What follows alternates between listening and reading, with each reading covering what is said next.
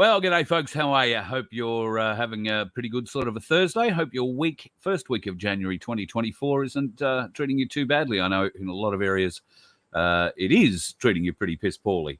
Sadly, areas of the Gold Coast still without power and still being cleaned up. And I'm sure the same is said for far north Queensland. I haven't been able to talk to my friends that live in far, far north Queensland.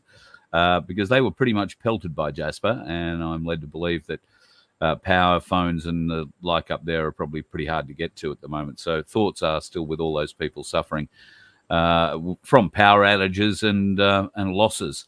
Pardon me. Now, speaking of losses, let me share this with you. Now, I spoke about this the other night with Camillo. This is the community village that Camillo is setting up along with my place, Nambour, Greg from Noosa and Caloundra, and of course there are a plethora of other ones on the Sunshine Coast that are involved in this as well. I think all up now there might even be 11 or so of my places on the Sunshine Coast. It's an amazing effort and being led by 2 or 3 guys in particular, Camillo, Greg leading the pack there. Now, as we were talking with Camillo in the last show, this community village that you can see here is one hell of a project, and coming up starting tomorrow and going through till Saturday if needs be, we're having a bit of a working bee. Now that working bee, as we were talking about, I'll just put this cleanup sign up here for you so we can pull that down. If you can help us, come tomorrow 9 a.m. till 3 p.m. anytime between then, and bring some rakes, picks, whippersnippers, blowers, brooms, I don't know, whatever you can bring to help clean up the area of the old Tewantin TAFE is what we're talking about here. Now, 24 Karoi Noosa Road is the address in Tewantin. It's on the north side of the golf club. Very easy to find. Gets underway at 9 o'clock. I will see you there. Looking forward to being part of it. Speaking to Camillo today, and I got to tell you, folks, pretty bloody disappointing to discover that there are people who have, well, maybe they didn't watch this show, but odds are them or someone they know watched this bloody show and heard what was going on, because in the 24 hours or so between yesterday and this morning or early this afternoon when the guys went back to the site, some thieving bastards have come in, one suspects probably overnight, and have chopped down all the light poles that lined the road, the access road, coming into the car park area. Now, the poles are gone. Everything's gone. Clearly, these people are stripping out copper. They're stripping out the copper wire, trying to make an extra $1 out of that. And they got wind, one suspects, that there was going to be a lot of people on site and a bit more, action going into that area. So if they were ever going to go and get it, they had to get in quick. And that's what the bastards did. So they've gone in. They've cut down all the light poles that lined the road leading into and other poles through the car park, everything. Now, these real Ironsteins used a trolley to wheel the poles out after they'd chopped them, which is clever. They won't be able to use it again because we found the trolley. What these imbeciles do not understand is that there has been a great deal of interest in this ground for some time, and Camillo and his team have taken a great deal of interest in what's at the site, what needs fixing. There was a big meeting today about how they're going to coordinate what happens in the working bees tomorrow, making sure that people are site safe and that kind of thing. Speaking of which, if you are going to come along and give us a hand, we'd love to see you. We will throw on a barbecue. So be prepared. It'll be, sausages and bread, that kind of thing. So if you're not up for a sausage and bread, you better bring your own. We'll see. Well, we can give you the bread, unless it's white bread, in which case you probably won't eat it. So, look, if you're difficult to feed, bring something for yourself, and bring plenty of water. There will be a lot of water on site, but just make sure you've always got some water close by for you. Yeah, these bastards who think that they can just come on site and look, the site has been pillaged for copper, without a doubt. They have taken out the copper out of the hot water services. They've taken copper out of the air conditioning systems. They've really stripped the joint. And I'm just disappointed that they would go and do that, given what Camillo and the team from Sunshine Coast, My Place, and the community village team are trying to build there. It's just, I hate thieves that steal from the poor even more than I hate thieves. And I'm disgusted by it. So anyway, if you can come and help us, rest assured, if you are planning on coming back tonight and having a go, or any subsequent nights from now on, you better smile while you're doing it, because you will be on candid camera. And in fact, the guys who perpetrated this little piece of bullshit might just find themselves getting a call from the local constabulary, because the cameras went in, well, as soon as it was understood that the land was going to be granted in the team's favour. So if you've been on that land since last Tuesday, then odds are you're on a video. In fact, you're probably on a number of video cards. So I'm going up early to have a bit of a look. We'll see what we can find, hey? Be nice if we can share those number plates and faces with ladies and gentlemen of the constabulary. I don't expect they'll do anything, but, we'll try and do the right thing. But I hate thieves. So here's a warning. Don't ever get caught on that property again. There could be dire consequences. The thing about thieves is, and if you are a thievery type, I want you to consider this. I caught one once in my house. And he was a bit shocked that he wasn't copping an immediate flogging.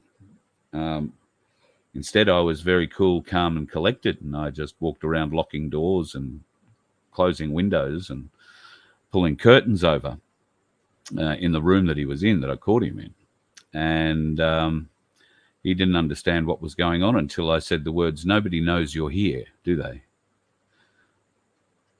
And if you put a menacing look on your face and you say it in a mean, nasty voice, it can sound like you're the serial killer's house they've walked into. And that's pretty much what this young fella thought. So it was a hell of a lot of fun, I've got to say, because he freaked. He was quite panicked. He was fighting for his life there at one stage. The sad part about it was that while his life wasn't in any danger, I shared the house at the time with a copper.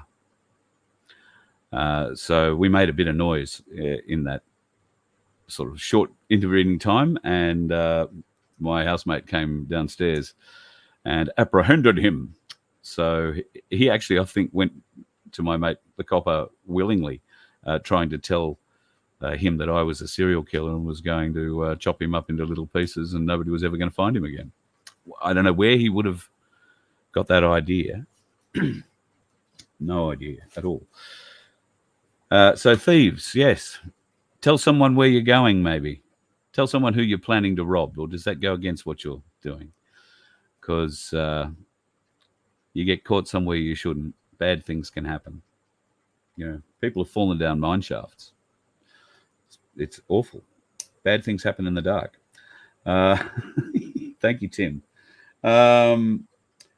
Love to see you tomorrow, folks. If you can come and join us, 24 Corroy-Noosa Road to Wanton. It's just north of the golf club, and it gets underway from 9 a.m. till 3 p.m. We'll get as much done as we can tomorrow, and then Saturday, God and weather willing, we'll finish up what we can get done in 2 days. There's a lot more to do, but clearly there'll be a lot of graffiti stripping to happen in coming weeks. What sort of tools and implements can you bring? Look, rakes, shovels, blowers, Don't forget to bring chargers for your blowers. So it's all good to bring a blower, or petrol if you have one of those petrol-driven blowers, even better. I don't know about chainsaws and that sort of thing. I'm unaware of any major chainsawing stuff, that no trees or anything that have to be brought down.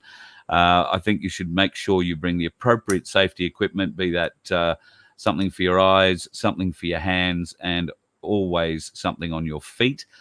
I would also, err on the side of caution and probably wear long pants if you have that option, because there is the odd Joe Blake around, and most of the bites that happen sort of above the ankle and below the knee. So if you're wearing a pair of pants, just a pair of jeans, and you happen to run into something like an Eastern Brown, you should be aware Eastern Brown's fangs are very, very small, very, very small. Well, yes, okay, they are the second or third most dangerous venomous snake in the world. In fact, most venomous land animal in Australia behind the taipan. They've only got very, very small fangs, so they get caught up in the denim if you're wearing denim jeans, and unless you're wearing really tight denim jeans, then they're not likely to be able to penetrate that denim. Or better still, if you've got socks and boots on underneath it, going to protect yourself from just about everything. So not saying we're likely to find too many snakes, but it's better to be safe than sorry. Bring whatever you can. If you can bring a bobcat and a little truck, that'd be really useful. Really, really useful. We would love to avail you of your generosity if you can supply that. And dumping fees, if you're going to bring a trailer, dumping fees are going to be handled, I believe, by Greg and the team from my place in Nambour. I think they've had a chat with the council, so hopefully there will be some way we can organise something good there. Now, here's something I was going to bring up, but Pete's beaten me to it. Don't forget to buy the bullion. There's a bit of a dip in the price at the moment. Buy on the way down, and obviously enough, sell on the way back up. That's a pretty big ratio, silver-gold ratio, 88 to 1. Thanks, Pete. I guess while we're looking at that, I might just see if I can have a glance at the current price. And gold is sitting at $3,033 per ounce at the moment. And it looks like silver is sitting at just a tad over 34. Platinum is at 1438, and the Australian dollar is trading at 67 US. So that's the current story. Yep, it is cheap per now, but you might recall when we had Paul on from Ainsley only a couple of weeks ago, it was up around $38, $39. So maybe if you sold then, you did well, but I'd be hanging on to it. If you've got it, hang on to it, would be my take on that. Love to see you tomorrow. I'm going to say this is going to be a reasonably short show, folks, only because I am going to head up to the Sunshine Coast tonight. I'll find somewhere on the side of the road to pull over and have a kip and be there bright and early tomorrow morning for the kickoff. So if you are going to come and join us, 9 a.m., 24 Karoi Noosa Road, Tewantin, that's the place. Look forward to seeing there. You'll undoubtedly be able to see me because there is a bloody huge bus. Did you see this? Chappelle Corby, she won the internet, I've got to say, a couple of days ago this happened. You may not be able to read that quietly, but Dave Warner had his bag of baggy greens stolen, or at least misplaced, via Qantas. And he's tweeted out in the hope that somebody might return it to him. Chappelle Corby's answered his tweet with Qantas. Ha! Well, do I have a story for you? I just thought you might like to share that. That's bloody beautiful. Here's the story doing the rounds today. It's actually been doing the rounds now for a couple of years. If you actually think back, we were talking about how after the Queen died, Charles would be made king but would abdicate. Well, now there is actually real, honest to God, in the mainstream media stories about it. and he's planning a meeting with William and Kate amid these abdication rumours. Now, some of the things that I've read and heard today indicate that he is just wanting to make a clean break and believes that William and Kate will be the breath of fresh air the monarchy requires. He realises he's not either up for the job or the people aren't going to accept him. And this little tour of his that they're planning with her next year, her being the horse he married, what's her name? Camilla, that is being touted as a farewell tour in certain quarters. So would be interesting to see what goes on there. The last couple of days, the world has been on edge waiting for the release of some Jeffrey Epstein documents. Well, not some, all the Jeffrey Epstein documents. Now, it turns out not all the documents have been released. There is Jane Doe 107 who has put in a request to not have the documents released in full, including her name and the details of whatever she was involved with, under the guise that it might mean that her life comes under threat and she will not be able to live in her country where she lives because the danger will be so high. So at least those have not come to light. There has been a lot of talk about Jeffrey Epstein, and initially I think one of the first ones that I saw was Trump traveled twice on Epstein's jet. Later on in the day, begrudgingly, mainstream media had to report that Trump had never traveled with Epstein at all on the jet, and the jet had only ever traveled between, I think it was New York and Florida, or Boston and New York, for the two flights. And both times it was just the Trump family on board. So that's sort of taken Trump out of that argument. There has also been some suggestions that Bill Clinton was never on the island. Yes, he flew in the jet many, many times, but was never on the island. But now that is on shaky ground. However, it is interesting to see how the mainstream American media is playing that, and under the fair use policy, I'm going to play this bit from mainstream now. Read you what these documents say, but then we're going to talk about the context. First document with Bill Clinton, it's a deposition from Joanna Schoberg, who said that Clinton likes young girls. And I'm going to read this to you. The question during the deposition, if we can get it up, did Jeffrey ever talk to you about Bill Clinton? And she responds, he said one time that Clinton likes them young, referring to girls. This is new. Give us the context. Yeah, this is new. Obviously, a really salacious statement. However, you got to keep in mind where this is coming from. This is coming from Joanna Schoberg's deposition. It's her account of the events. And even from the exact language that you just read, it's Epstein told her that Bill Clinton said this, right? So it's a chain of information. It's not direct knowledge about something that Bill Clinton said directly to her. Keep in mind of who she is in this whole grand scheme of things. She's someone who is an alleged victim or potentially a co-conspirator. We don't know. We do know, however, that she did offer up testimony, at least she said so publicly, to the FBI in 2019. So much of what we see here may already have been in the hands of law enforcement for vetting later on. But remember, this particular case, this never went to trial. So this deposition testimony wasn't necessarily challenged in the context of a trial. I don't know if you caught it in there or not, but when she outlines that, she's saying that Epstein told, or Clinton told Epstein, Epstein told her, that wasn't exactly or anything like what actually happened. The context of the conversation was she was talking to Epstein. Epstein volunteered Clinton liked young ones.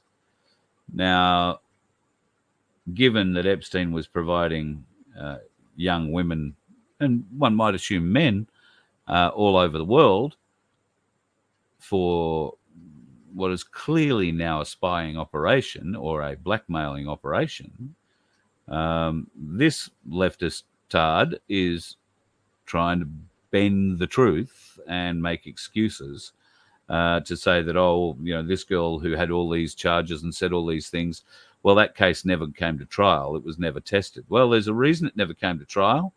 And I think we will find those reasons out in the not too distant future. There is also another video going around now about the Wiener laptop and the evidence that was found on the Wiener laptop. I haven't watched it all yet, and I will watch it with a mind not to upset you by having something too horrific. You'll never be able to sleep again playing in your ears forever.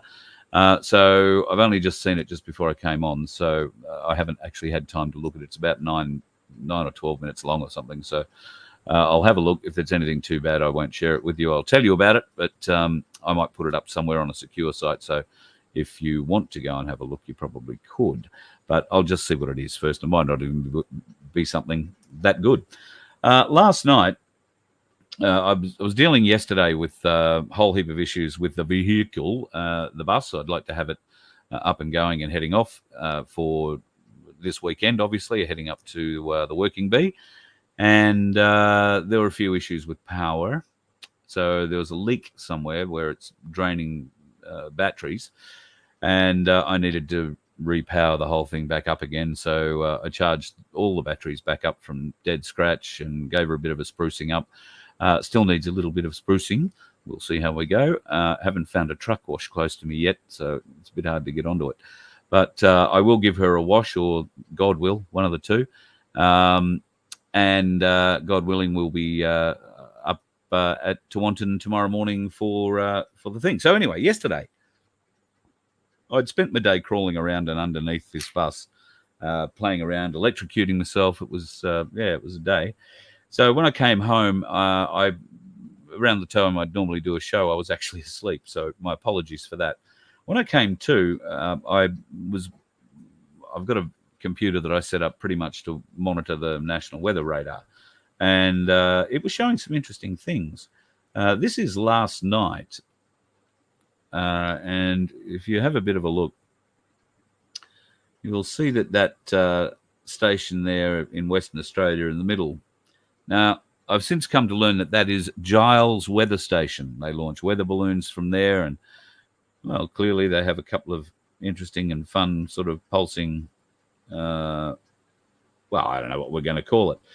But you can also see that over on the right side of the nation, this is sort of somewhere around Goondiwindi that's emanating from and going up to Nilibilla-Wheeler. So they had these two beams working, and today's weather is not a very interesting indication of what was going on. I think, anyway, they're heating the atmosphere there, and they're trying to herd storms in a certain way. So that was last night. Now, just before I came on air, I had another little look and saw this happening. This is an interesting one out of Texas, or around Texas. And I'm not sure, but I'm pretty confident that is another beam shooting up to Taroom. It's either just not got lots of radar return, for maybe there's nothing in the atmosphere for it to react off. But this one coming out of Texas is a whole different color. Well, it's not coming out of Texas. It's sort of overshooting it. But there is some weird shit going on with our weather. Weird shit going on with our weather. So coming out of Texas, that strange sort of blue aqua colored thing, and it was a fairly short but looked very intense pulse. And then the one in, what looks to be coming out of sort of somewhere south of Goondiwindi, and shooting its way almost up to Taroom. We know, of course, there's a fun little toy in Taroom to play with. That one just hasn't been switched on for the last little while. So, interesting what they're doing with the weather wars at the moment. Whether or not they're doing good or doing bad, I have no idea. But I can tell you, folks, if you've got a spare computer screen you can put up somewhere, put up the bomb on the national weather site, and the same sort of images don't update very often. They used to update every 20 minutes or so, but now we don't see them updating for maybe an hour at times. A lot can happen in that hour. I was actually watching last night when the Giles one turned off. It had been going for an hour and a half, as long as I'd been watching it go anyway. And just while I had my attention on Texas, all of a sudden it was gone. So switch on, switch off, wax on, wax off. So very, very unpleasant. Chris, I saw this one pop up earlier. How's the juicing going? Is it working for me? Yes, it is. I am really, really enjoying the juicing.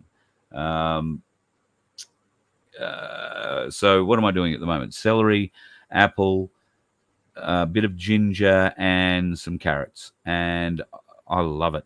I don't know what it is about the ginger. It almost gives it an effervescent feel to me. And no, I'm not putting lemonade in it. Really, really nice. So I also know Skipper Pete disappeared off and found himself the exact same juicer that I've got. And he has launched himself with some vigor into the celery juice this morning. I think was his first big day.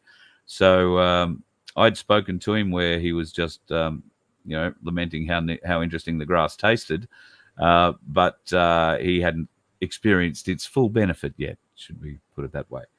Don't know what he had on today, but I hope it wasn't too much. I really hope it wasn't too much. Elizabeth, thank you very much for your sticker. God bless you. Happy New Year. Let me have a little bit of a look down here. I didn't get time to go through and see if there are any good questions start up earlier. Dusty, couldn't agree more. What sort of bastards? Because they obviously knew there's going to be some people coming in. There's going to be a lot of work being done around the site.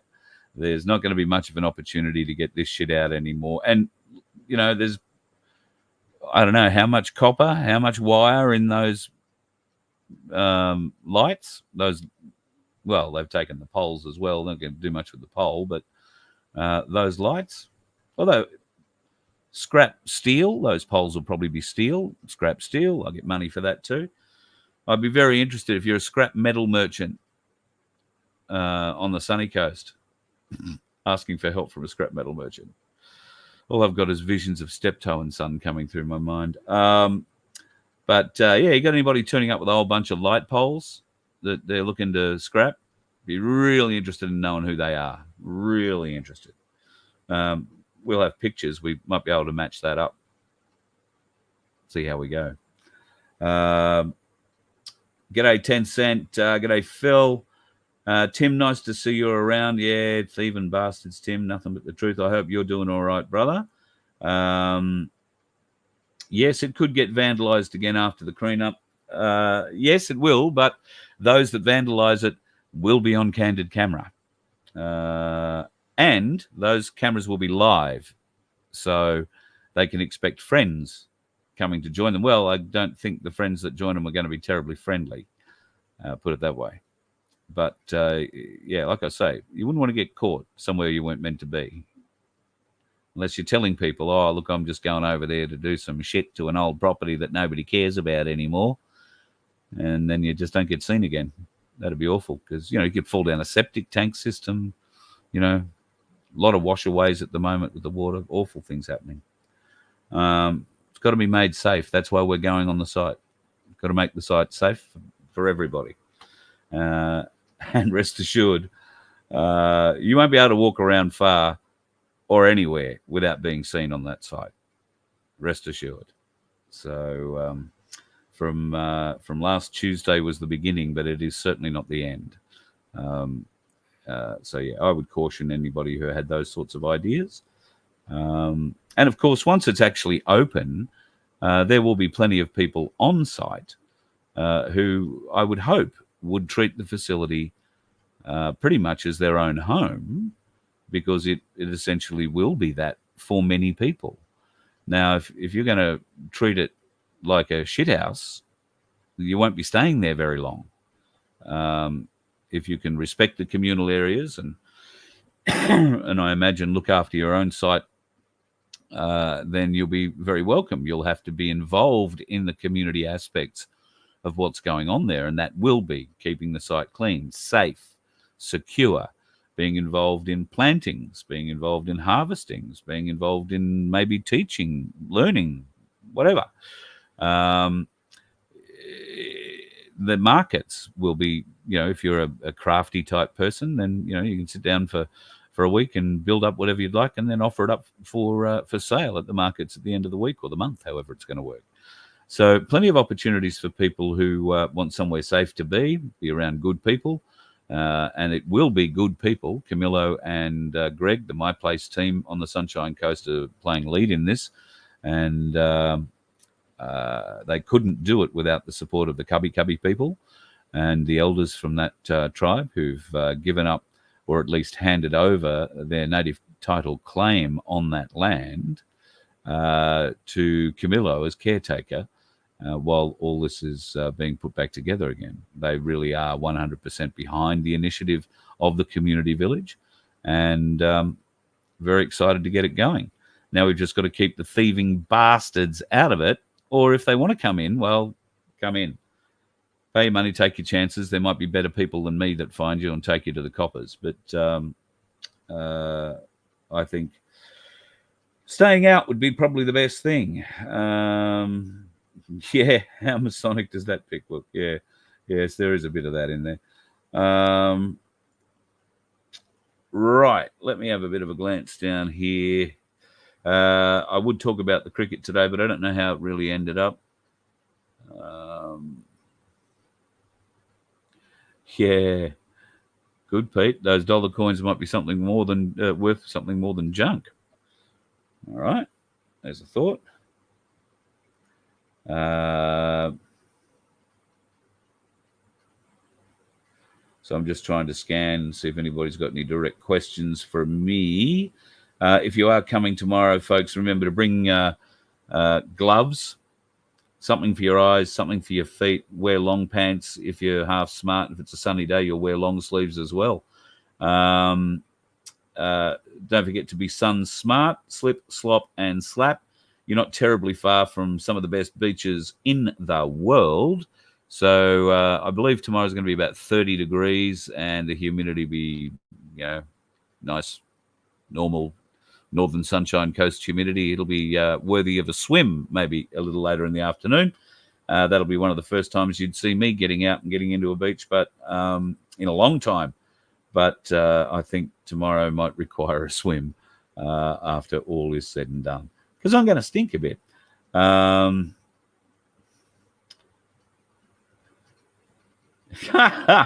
You reckon those weather balloons are made in China? Sorry, Hill. Yep, the weather balloon's coming out of the Giles Weather. It's also a meteorite discovery center. I do have, just haven't uploaded it, but I do have a picture, a satellite picture of it. I've got to say, if you were tasked to go to that place, you must have done something real wrong somewhere, or you work in a very, very, very secure and secretive environment, because I mean it is thousands of kilometers from anywhere. I haven't gone in on Google Earth myself yet to have a really good look, but there must be a little airstrip there, because there ain't no way those folks are driving in and out. It'd take them a week each way, and that's probably just to get to bitumen. So yeah, Robert Deutsch is on Facebook. Yes, I know Robert. Well, Robert and I have had interactions. He is very, very good with our weather. He is a savant when it comes to our weather, Robert, and I wouldn't doubt what he says in one instance. I haven't watched. I did watch something of him the other day. He got carried away, got very upset at somebody about something. I don't know. I didn't care. Stopped watching. But yes, I'm pleased to see that he has supposedly calmed down a bit, which is great. I'm pleased that. That's an interesting one. Sunflower. I didn't hear about that one. Huge fires in Canberra, floods in Tassie. Okay, well, let's have a look at that national weather map and see see what's brewing up down there. I'll get a hold of Black Sheep. I don't know if he's in tonight. He'll give us an idea of whether or not there's anything blowing up in Tasmania, or they've got a few other Tassie friends down there. Speaking of Tassie, I was trying to book to come to Tasmania in March and spend maybe 2 or 3 weeks in March, and then come back, do a little bit through Victoria, New South Wales, and be back for the Byron Bay Blues Festival, where some people are catching up. Hopefully we'll be able to do something from the car park or the camping area. I'm not sure about the legalities of where you can stream and where you can't out there yet, so I'm still trying to figure that out. But there'll be some interesting guests coming along to that one if that all happens. But I went and had a look at the Spirit of Tasmania, because I thought this time I'll take the motorhome over and won't have to inflict myself on Black Sheep. And well, seems like Tassie's a pretty popular place to go, and getting the motorhome on there, well, that's one thing. I can get it on there in early March, but I can't get it back until June. Unless I misread it somehow, somewhere, but I'm pretty confident the website wouldn't let me get any kind of return out of it. So Tasmania, might have to rethink that and try and book it for a time when I can get a return out of it. So we'll go to work and think about that. It's also bloody expensive. I think towing a trailer, it was going to cost about $1,100 or $1,200 each way. So, an expensive little trip to Tassie if you're taking a motorhome, folks. Things you learn. Sunflower, don't say that to me. Oh, now I'll be really interested to have a look at those cameras. Because if it's council trucks in there doing that, well, no, I don't think it was anybody official, because we know that they used this trolley thing to wheel them out, so they didn't bring a truck up, chop it, and throw it on the truck kind of thing. So, we know they used a trolley thing to wheel them out, and we've got the trolley. Thieves, bastards, and especially ones that steal from the poor, although they probably just think they're stealing from the government. But it's just interesting, the timing. You know, all of a sudden, those light posts have been sitting there forever. All of a sudden, you know, and they were watching, because there's been a lot of activity on the site, as you would imagine, over the last couple of weeks, and or last few months, if I'm honest. And they must have been watching, and to know that there was, you know, this working bee coming up, which wasn't only just advertised here. It's been promoted through Facebook and through Camillo's other contacts, and through my place. So, you know, it's possible that Thieves don't watch this show, please God. But anyway, it'd be nice if they came and gave us a bit of a hand cleaning up tomorrow, you know, rather than going off to the scrap merchant dealer and taking their stolen goods, and probably going to the pub to piss it up against a wall, or, you know, buy a new tinny, which I suppose is important in somebody's life. So good on them.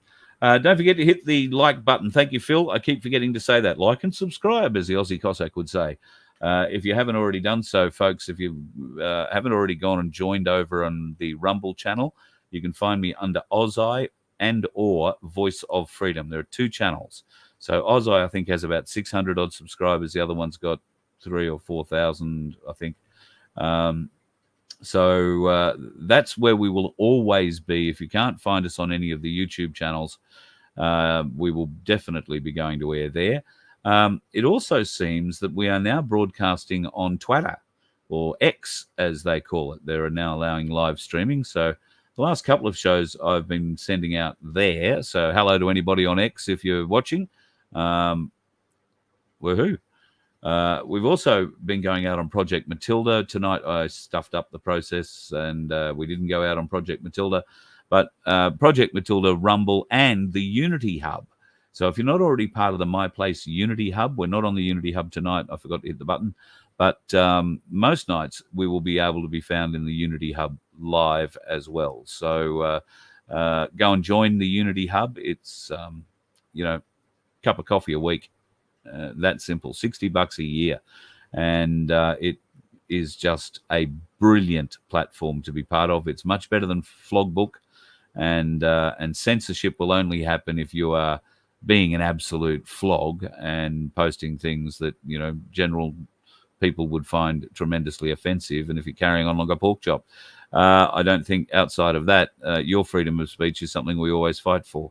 So go and be part of the Unity Hub with my place, and I'm looking forward to catching up with Darren and the team there. They've got a lot of things they're working on behind the scenes at the moment for this year, and hopefully the Voice of Freedom will be able to play a role in that. Fires in the capital city, Jindalee. Yeah, look, maybe you weren't here, or maybe you don't recall, but Canberra had some big fires 20 years ago, I want to say. Really big fires. In fact, 20 years ago, I was in Canberra, so it was before then. Oh, God, it's 30 years ago I was in Canberra, so it's probably 35 years ago that a lot of Canberra was burnt out. It was a hell of a burnt mess.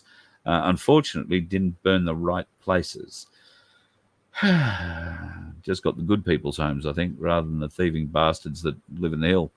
But it did make a hell of a mess of Canberra, and it would be interesting should another fire happen there.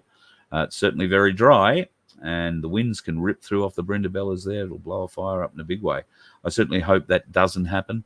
But just in the last few days, I've seen evidence of green lasers in lightning. The lightning flashes, the green laser sweeps. It's quite strange. I haven't shown it to you yet because I'm significantly doubtful enough of it to believe that it's a CGI kind of an effect. It's just really chintzy, so I haven't bothered showing you. But that is out there and around. All right, let me have a look here. Crunch, they are jacking the prices up on absolutely everything. I went in to a servo the other day, and yes, I'm drinking my juices and I'm trying to do the right thing with what I'm eating, but you know what habits are like, right? So an old habit, one I didn't act on, but a habit it must be because I did it straight away. I walked into this servo and walked straight past the chip aisle, right, where you get your twisties and your chicken chips. Now, a 90-gram packet of, I don't know what they were, plain chips, was $5.50. I nearly died. That's what you used to pay for the big packets of chips. So then how much were the big packets of chips? They were $9. $9. Who in their right mind's going to spend money buying shit like that for $9? God almighty. Anyway, thankfully, not me. I went home and had a carrot. No, I've been a bit more inspiring than that.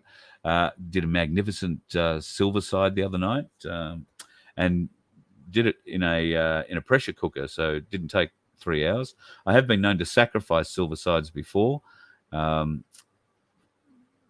a brain fade while I had one on once and walked out the front door, came back an hour and a half later, and it had sacrificed itself, and along with all the water, it had, oh God, it was just awful. Can I just say that all the fat that should have been on the outside of it was, it got so hot, it vaporized and all went up into the range hood, and what didn't go into the range hood just clung to every surface in the kitchen.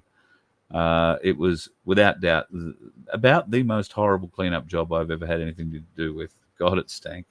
So don't ever boil your silver side dry, folks. I've never left home again with one cooking. And now I like the pressure cooker. That works out pretty well. I am bringing a barbecue tomorrow. There is going to be plenty of a barbecue fare, I'm led to believe. So I will be one of the chefs. And I'm bringing some other implements of destruction too. So I'm looking forward to catching up with everybody there. I can't see too many other questions here. I'm going to love you and leave you and sneak off. I want to hit the road tonight, and I've still got a few things I need to pack. So we'll get on with doing that. Sorry, just reading a couple of these comments here.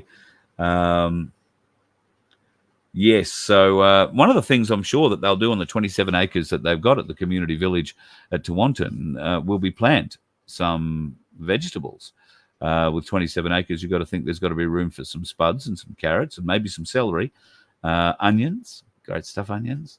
You never know, there might be room for a bit of livestock. Don't know how it's zoned, but, you know, the problem with livestock is kids get attached to them. And you get the kids involved in feeding them and, you know, keeping them all out. And then one day they come back on a plate and that can be traumatic. So I have to think about that. I'll let Camillo and the My Place team deal with that one. All right, folks, love you and leave you tonight. Please be safe on the roads if you're going out there. You know my feeling on those dickheads. And if you are going to come and help us tomorrow at Tewantin, would love to see you. So come up, say hi.